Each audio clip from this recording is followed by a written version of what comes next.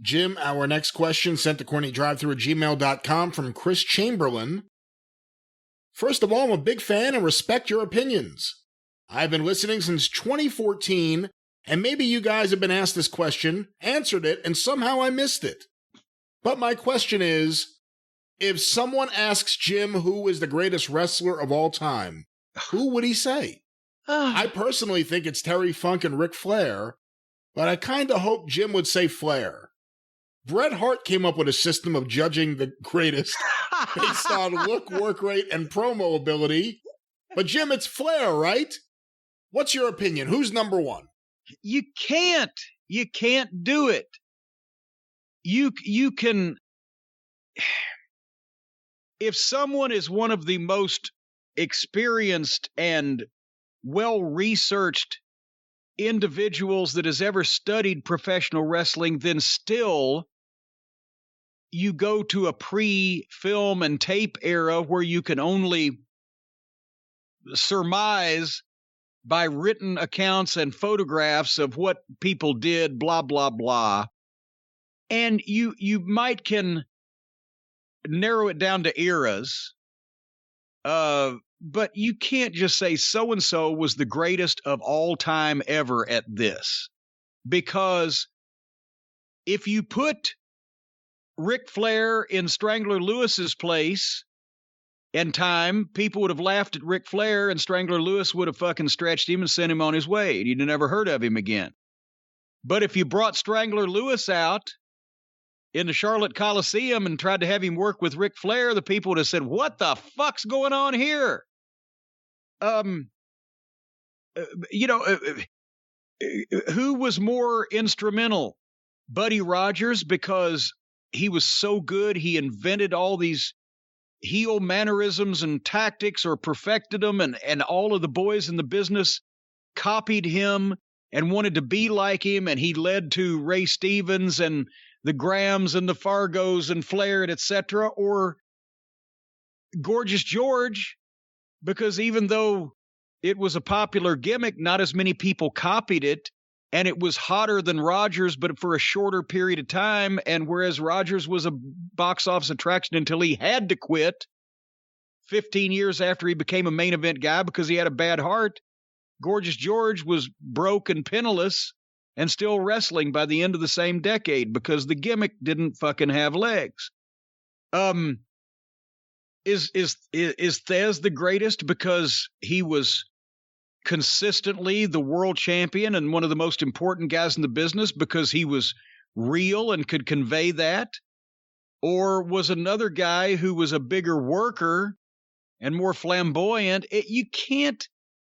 And then then you're just talking about who's the greatest artist, Da Vinci or, fucking Whistler's mother. It's. Can I break this down a little bit? Yeah.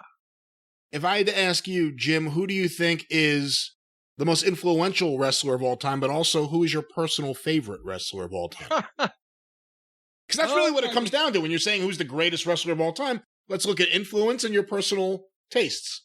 Who did I enjoy watching more than anybody else as a wrestling fan?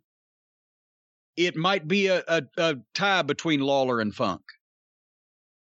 Who was the most influential? And that's interesting because you saw Lawler every week and you only saw Funk at best a few times a year.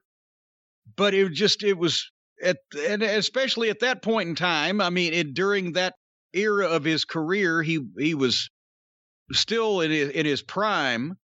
By the time he worked for me in Smoky Mountain, he was still the Funker, but he'd gotten a little older and modified a few things. But my God, in the mid to late 70s and early 80s, he was incredible. Who was the most influential? Still, goddamn, Buddy Rogers and Bruno Sammartino in the 60s couldn't have been more completely different people, but was Bruno the most influential because he ruled the biggest money, high population territory in the country, but still had no imitators.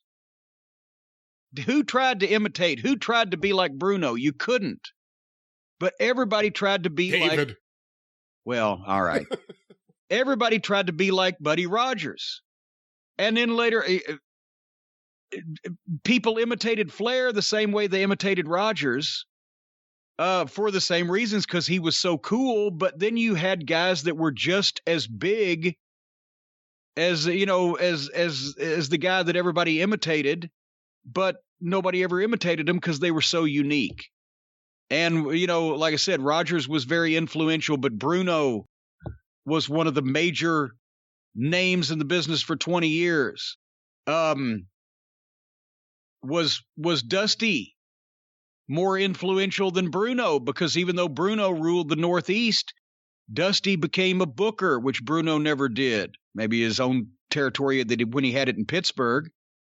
And Dusty then was the booker for the only challenger that Vince McMahon had for his national expansion.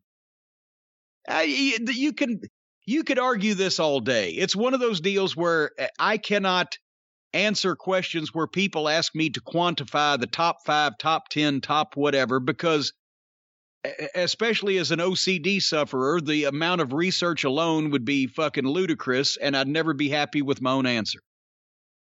Would be an interesting project, though, looking at the most influential wrestlers of all time, literally looking at the world of wrestling if you took them out of it. How different would everything be at that moment and everything after it? It's a fun exercise. Maybe we'll revisit that in the future.